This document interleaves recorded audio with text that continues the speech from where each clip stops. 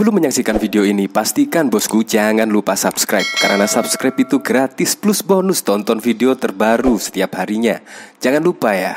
Nah, mungkin para pembenci Presiden Joko Widodo dan bahkan para oposisi yang sering mengkritik kebijakan Presiden Joko Widodo pasti tidak menjangka. Karena dengan kebijakan Presiden Jokowi pada tahun 2020 yang lalu, yaitu menstop ekspor biji nikel, akan menguntungkan Republik Indonesia, yaitu dari yang keuntungannya hanya 45 triliun, tetapi sekarang mencapai 465 triliun.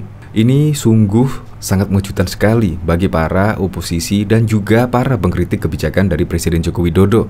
Dari 45 triliun sekarang menjadi 465 triliun. Nah, ini sumber dari CNBC pada tanggal 24 November.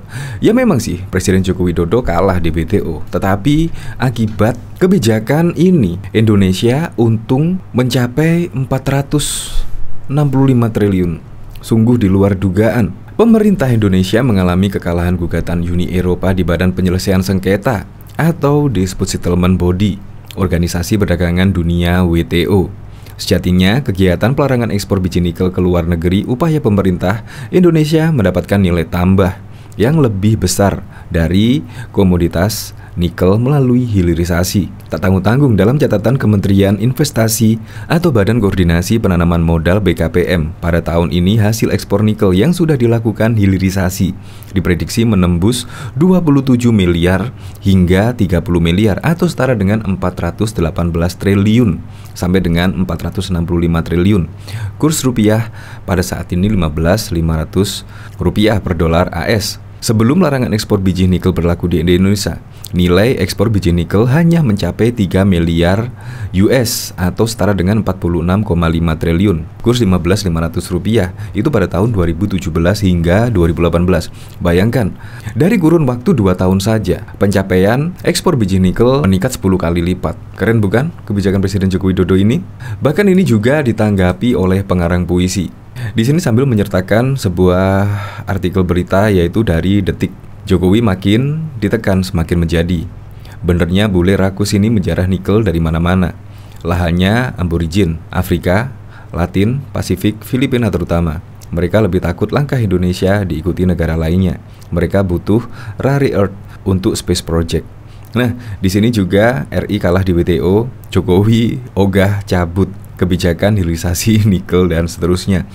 Bahkan dari agenda Presiden Joko Widodo, sesudah nikel dicabut akan ada pelarangan ekspor yang lainnya, ya seperti bauksit dan lain sebagainya akan juga dilakukan hilirisasi sehingga Indonesia mempunyai nilai tambah, dan yang terpenting adalah lapangan pekerjaan juga melimpah bagi masyarakat Indonesia. Itu yang terpenting. Coba kita lihat komentarnya di sini ya.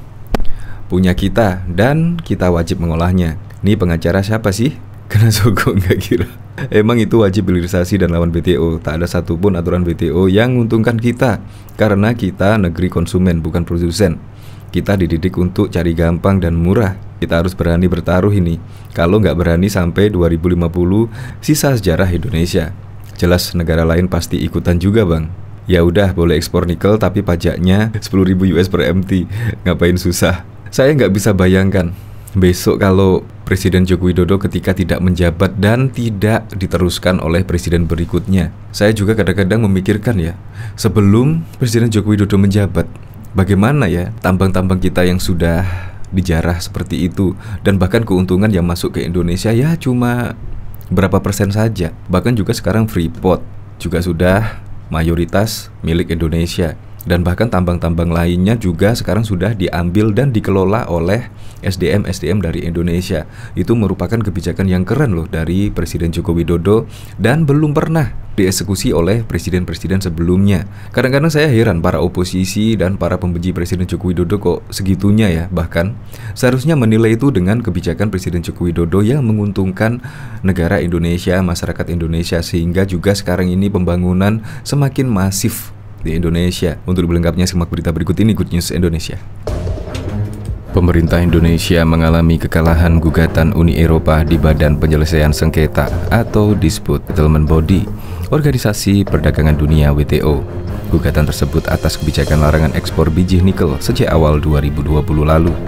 Sejatinya, kegiatan pelarangan ekspor biji nikel ke luar negeri upaya pemerintah Indonesia mendapatkan nilai tambah yang lebih besar dari komoditas nikel melalui hilirisasi.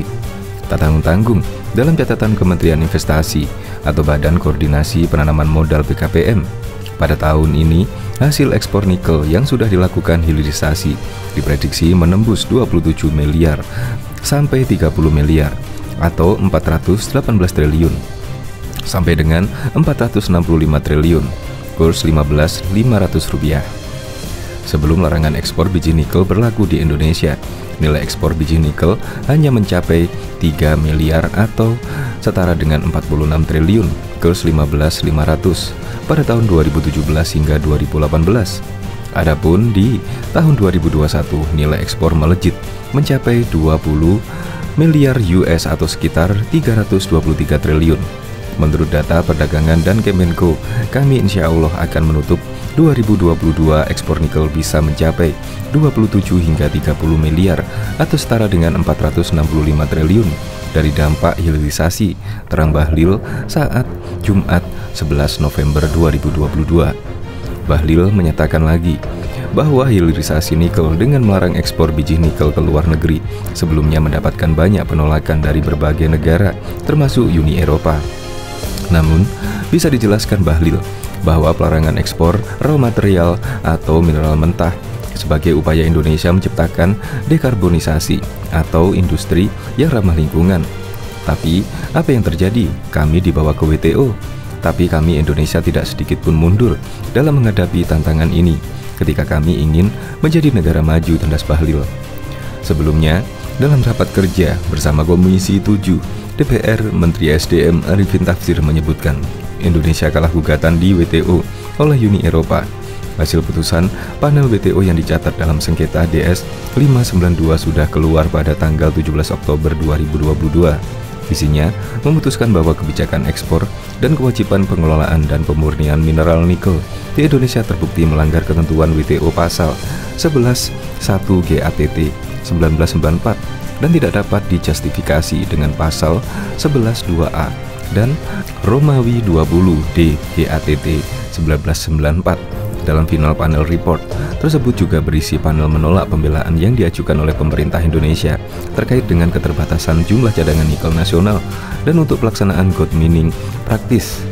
Aspek lingkungan sebagai dasar pembelaan, Menteri Arifin menyampaikan keputusan panel belum memiliki kekuatan hukum tetap, maka Indonesia tidak perlu mengubah peraturan atau bahkan mencabut kebijakan yang dianggap tidak sesuai sebelum keputusan sengketa diadopsi Dispute Settlement Body. Keputusan panel belum memiliki kekuatan hukum tetap, sehingga pemerintah akan melakukan banding, ucap Arifin. Adapun final report akan didistribusikan kepada anggota WTO lainnya pada tanggal 30 November 2022 dan akan dimasukkan ke dalam agenda DSB pada 20 Desember 2022. Setidaknya ada beberapa peraturan perundang-undangan yang dinilai melanggar ketentuan WTO.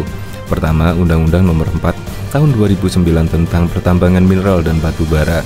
Kedua, Peraturan Menteri SDM Nomor 11 Tahun 2019 tentang perubahan kedua atas Peraturan Menteri Energi dan Sumber Daya Mineral Nomor 25 Tahun 2018 tentang pengusahaan pertambangan mineral dan batu bara.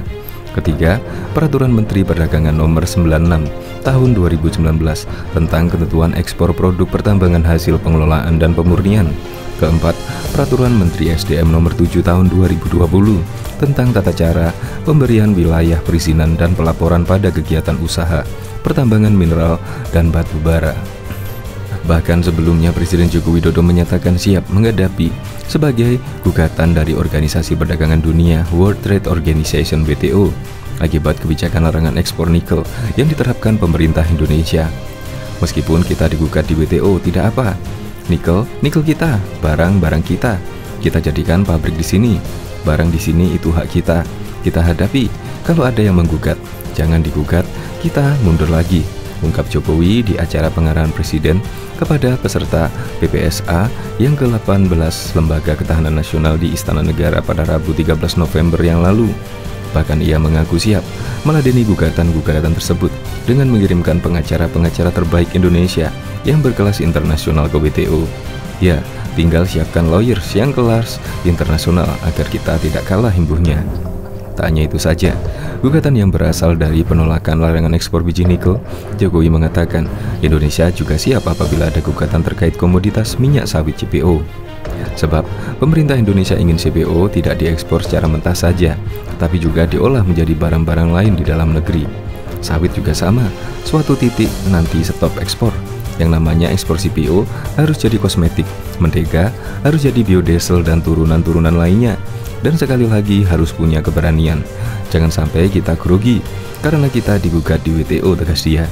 Di sisi lain, Jokowi mengatakan kebijakan larangan ekspor biji nikel yang saat ini diterapkan pemerintah sengaja dilakukan untuk menciptakan nilai tambah melalui industri hilirisasi.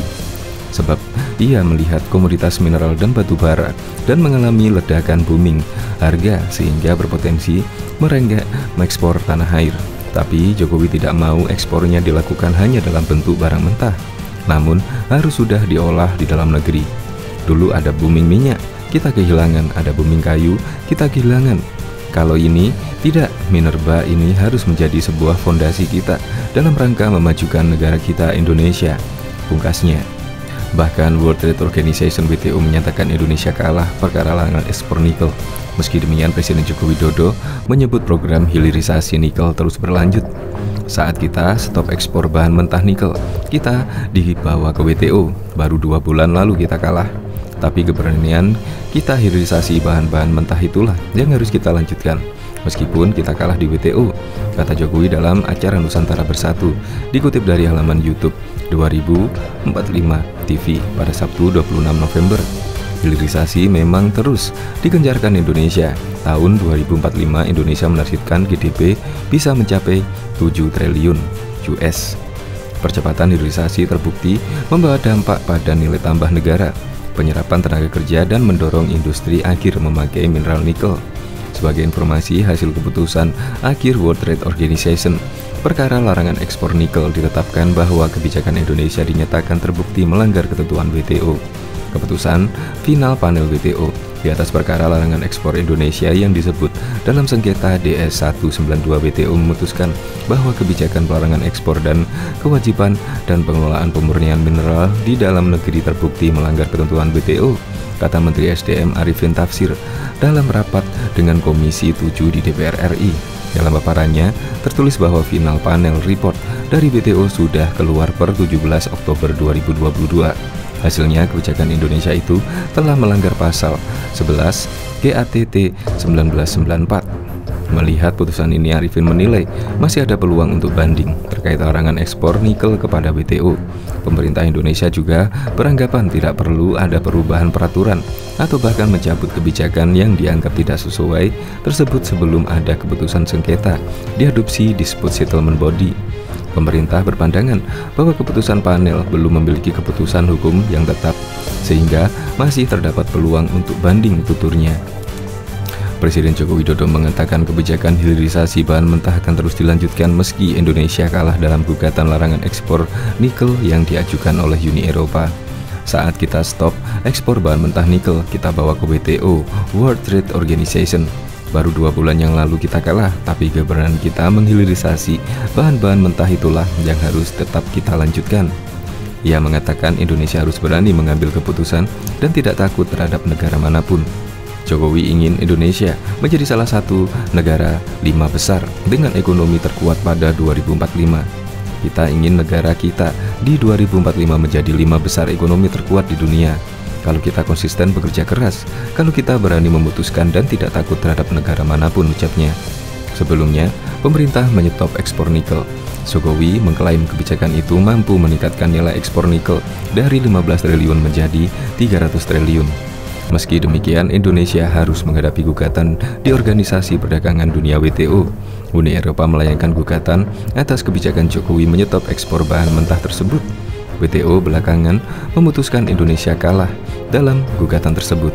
Sekali lagi, Presiden Joko Widodo menegaskan Indonesia tidak takut dengan negara manapun. Hal itu ia sampaikan berkenaan dengan kekalahan Indonesia di World Trade Organization WTO melawan Uni Eropa perihal ekspor nikel. Kita ingin negara kita di 2045 menjadi 5 negara ekonomi terkuat di dunia. Kalau kita konsisten kerja keras, berani memutuskan dan tidak takut negara manapun, katanya di depan para relawan di GBK pada Sabtu 26 November 2022 yang lalu. Sebelum Menteri SDM Arifin menyebutkan keputusan panel belum memiliki kekuatan hukum tetap, sehingga pemerintah berencana melakukan banding. Maka dari itu pemerintah belum berencana mengubah peraturan atau mencabut kebijakan sesuai putusan sengketa DSB terkait nikel tersebut. Keputusan panel belum memiliki kekuatan hukum tetap, sehingga masih terdapat peluang banding dan tidak perlu mengubah peraturan atau bahkan mencabut kebijakan yang tidak sesuai jelasnya. Belum putus akhir, ya kan? Masih ada tahap-tahap selanjutnya. Jadi kita masih berusaha untuk bisa berupaya mengoptimalkan. Ya, kita punya sumber daya alam untuk menjadi produk tambahnya. Terpisah, Menteri Investasi Kepala Badan Koordinasi Penanaman Modal BKPM Bahlil Lahadalia sebelumnya mengatakan jika Indonesia kalah di gugatan WTO, hal tersebut tidak akan berdampak nilai pada industri hilirisasi karena pemerintah akan membuat aturan yang memaksimalkan hilirisasi di Indonesia, ucapnya. Sejatinya kegiatan pelarangan ekspor biji nikel ke luar negeri upaya pemerintah Indonesia mendapatkan nilai tambah yang lebih besar dari komoditas nikel melalui hilirisasi. Tak tanggung-tanggung dalam catatan Kementerian Investasi atau Badan Koordinator Penanaman Modal BKPM, pada tahun ini hasil ekspor nikel yang sudah dilakukan hilirisasi diprediksi menembus 27 sampai 30 miliar atau setara dengan 416 triliun sampai dengan 465 triliun. Kurs rupiah, kurs dolar 15.500 rupiah. Sebelum larangan ekspor biji nikel berlaku di Indonesia, nilai ekspor biji nikel hanya mencapai 3 miliar atau setara dengan 46 triliun. Kurs 15.500 rupiah pada tahun 2017 hingga 2018.